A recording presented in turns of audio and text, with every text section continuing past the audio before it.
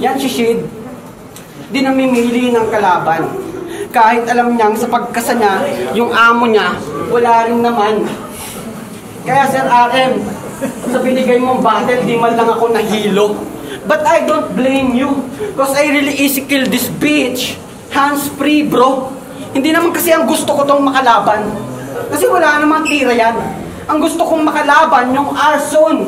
Yun, may tira kahit papano naman.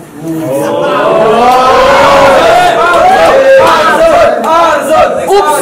May napahagingan. Baka sabihin sa akin dito ng mga datihan, di ako deserving. Pero pag nagkaharap kami ng Arson, pangako, isi-serve ko sa inyo ng walang wings.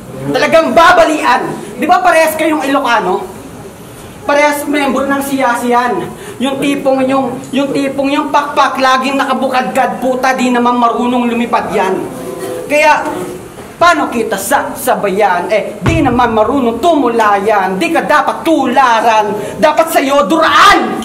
Kaya puwela ka dito tabi. Kasi ano bang kwenta niyan? Wala na nga kwenta yung kinapi mo tapos kapi ka pa. Nagkapi na lang sana ako, tang ina mo ka.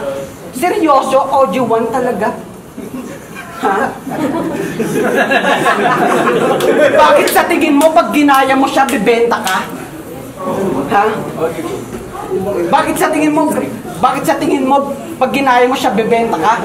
Kaya alam niyo na mga sir, pag wala na naman itong pinakita, pag wala na naman itong pinakitang maganda, di nakatakataka. Ba't di ka na lang magtakatak boys tapos gayahin mo yung estilo niya, baka sakaling bumenta ka? Kasi pag ako nagtakatak, siguradong may lalaga pa. Mga bala ay swak. Kahit yung nasa harap ay sobrang wak. Kaya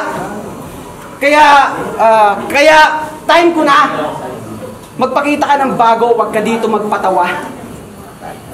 Okay.